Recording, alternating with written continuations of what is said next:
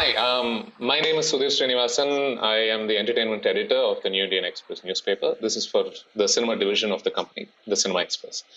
Now we have with us actors Rahul and Tripti and director and writer Anvita, whose upcoming film Bulbbul is to be shortly released on Netflix. Hi, Anvita, Sudhir.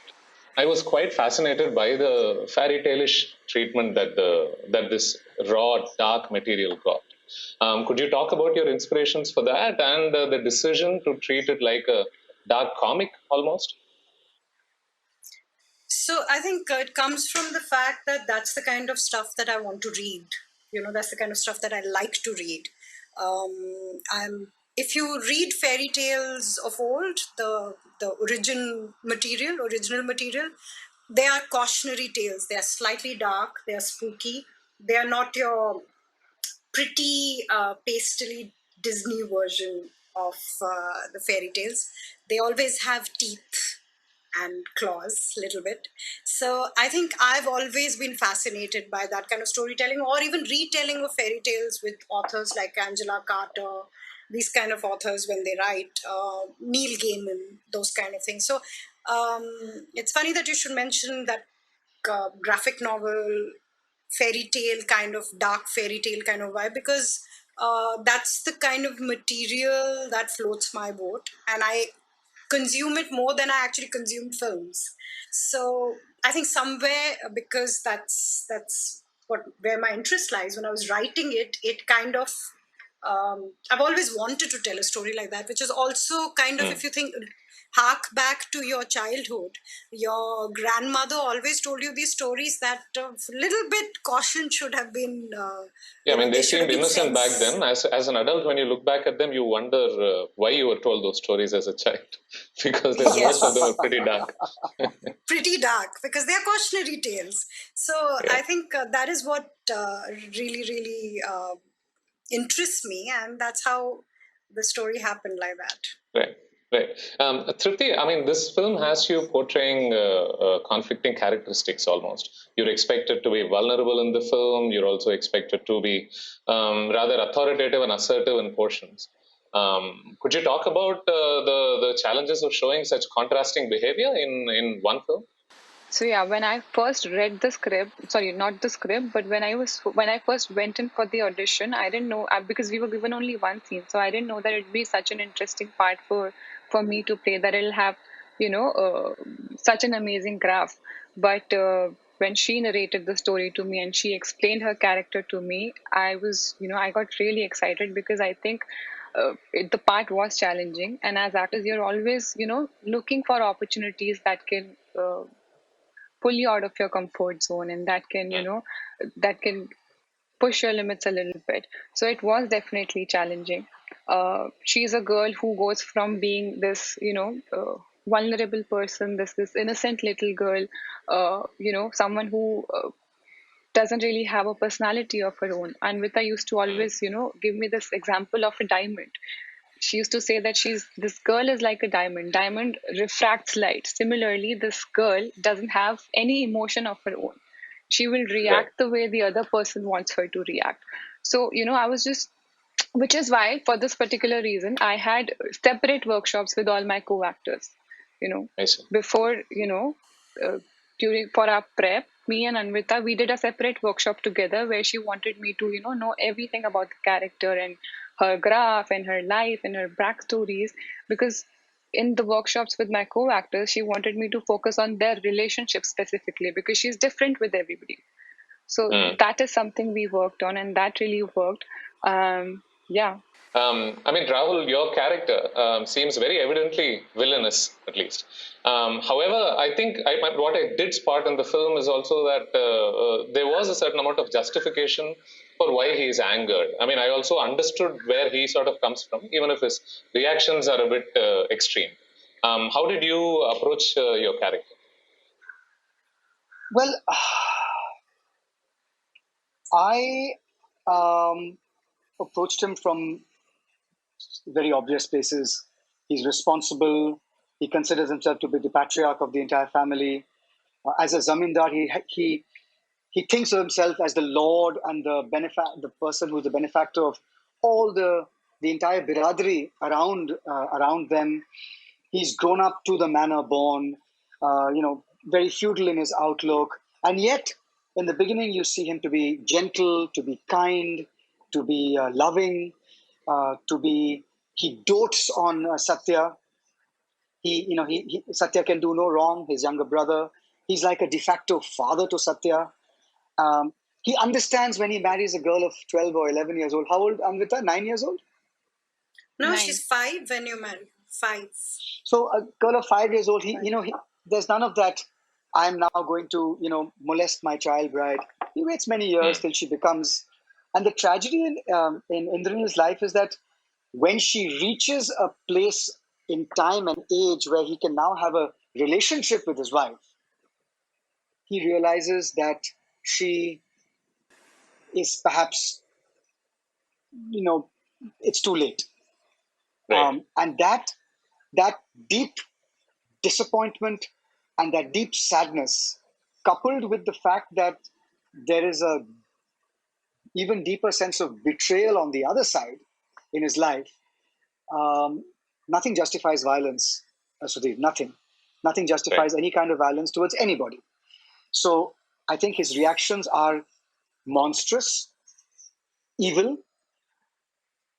but they emerge from a place that if it had to work in the film, then Sudhir's reaction should be the reaction we need from the audience. It cannot be, what the hell, how did that happen? It has to be, no, I can see me being pissed off, except in this guy's case, he is a monstrous person for whom being pissed off or feeling insecure or feeling jealous takes on this gargantuan and evil proportion. Even after that, you've seen the film, even after he does what he does, in the next scene, there is contrition, there's a sense of what's happened, and that's why he does, that's why he makes the life move that he does. But somewhere I feel that if he was handed the same circumstances again, he would do the same thing again. I see. Okay, right. Anvita, I want to explore this inquiry about God in this film. There are references to Kali. There's a character who's widowed who talks about how the goddess has not done her right. And typically in ghost films or films about a spirit, for example, this element invariably seems to seep in. And of course, Tripti's character herself is caught between conflicting perceptions of the God and devil variety. Can you talk to me about this element in your film? So actually, it's not something that was. If you're picking that up, that is how you are picking it up. Did not set out to do anything to do with, say, God or the devil or religion or any such thing. You're telling the story of how women can be different kind of forces. They can be vulnerable, kind, gentle, almost like nurturing beings, or they can be powerful, angry. What a force that, like I said, like a river in flood. The same river, when it flows, civilizations can come up on its sides and there's prosperity. And when it's in flood, it will destroy everything in its path. And that is exactly what a woman is like.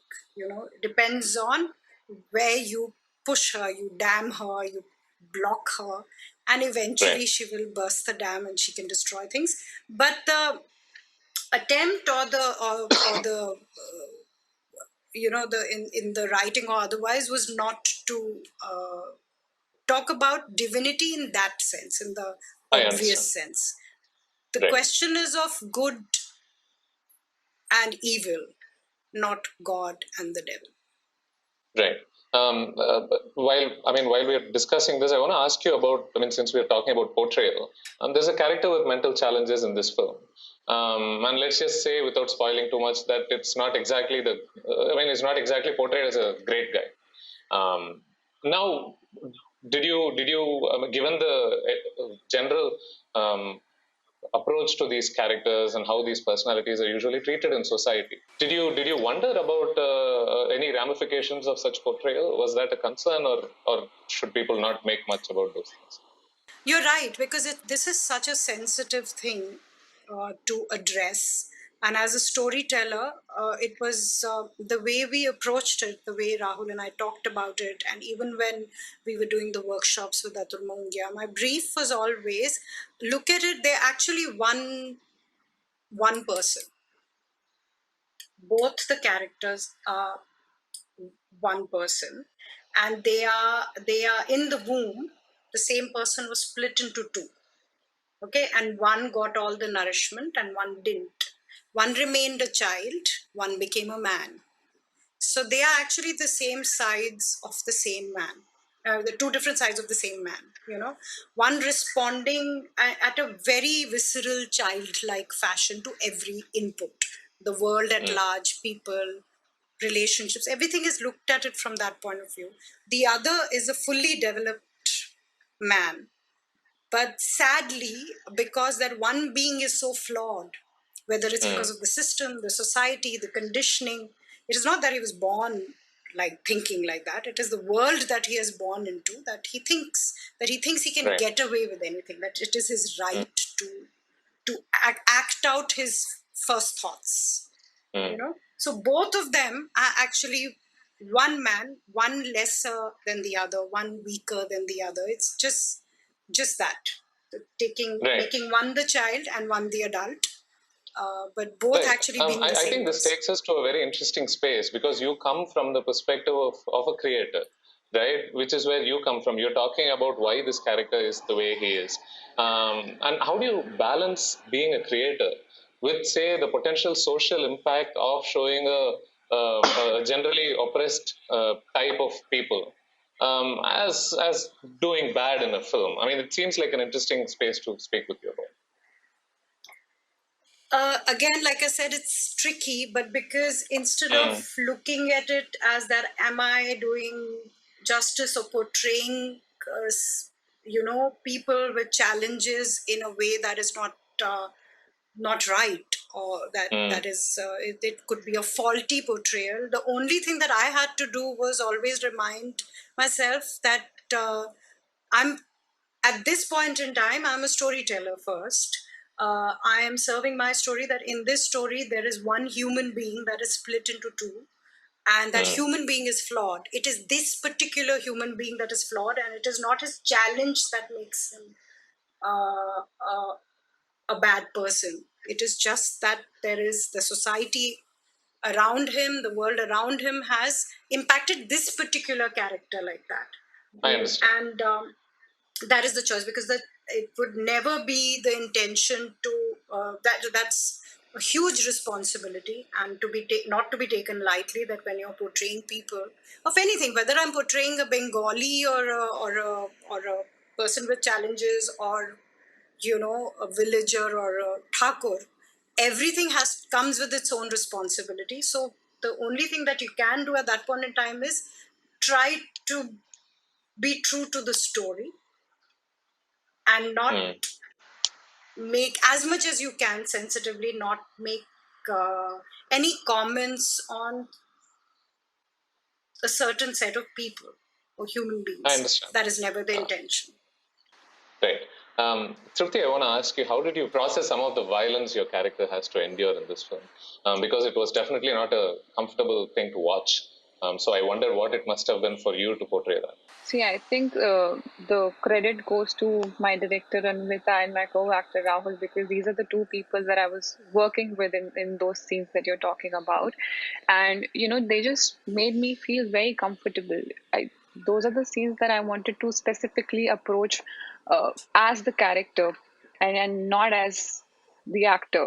I wanted to feel every emotion, everything that my character was supposed to feel in those two scenes. And I was honestly very nervous before, getting on shoot for those particular scenes. But, it's actually Rahul sir who called me and said that, listen, whatever I do in there, it's my responsibility as an actor to give my best, and I'm going to go all out with it. But if you ever feel uncomfortable, or if you ever feel that you need your co-actor to talk to, or that you need somebody to talk to, then please come to me and I'll be there with you as your co-actor. And Anvita also was very supportive of it. I was definitely in going through a lot. It was definitely challenging, but this woman would, after every cut, after every take, she would come to me, hug me, apologize. So I was getting a lot of sympathy from people around.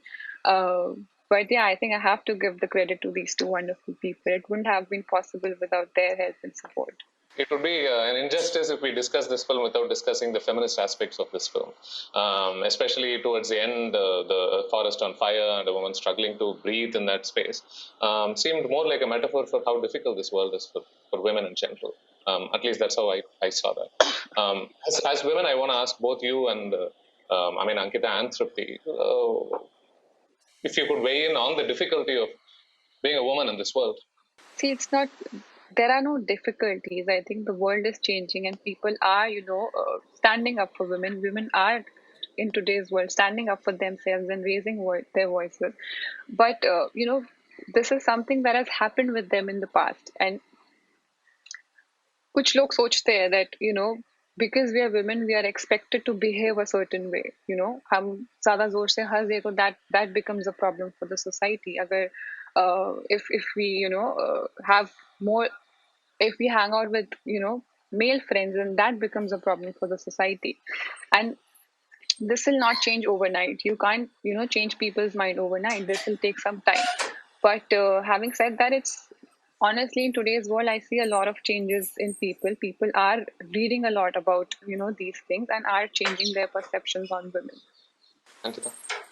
So at first, at the heart of it, it is just yarn, a story, an engaging fairy tale and folklore. And yes, there is messaging in it, which comes from the fact that because I've lived in this world and for those many years, there are certain things that I feel and I observe, and that slips into your storytelling as well. It's never on the nose, but it is because that's who I am that comes there in the storytelling. It's there, yes, and it is a reflection. You're right. Towards the end, the reflection of the claustrophobia that you run, whichever direction you run, there is a wall, there is a threshold, there is a boundary that is drawn. How do you leap over it? How do you?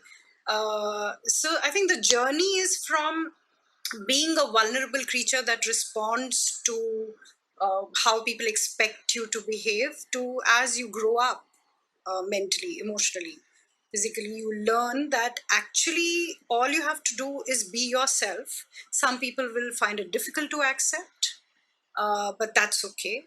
And therein lies your strength. You just become who you are and not what other people expect you to be. And that is what the journey of the film is, the journey of Bulbbul's characters in the story as well.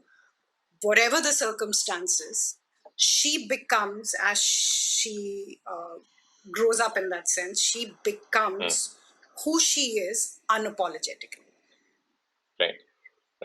Rahul, Tripti, and Anvita, thank you very much for this conversation. It's a fascinating film. It's a complex film. There is so much to discuss. But given the constraints of time, I hope we've touched upon some important themes at least. Thank you so much. Thanks, Sudhir. Thank you. Thank you. Thank you.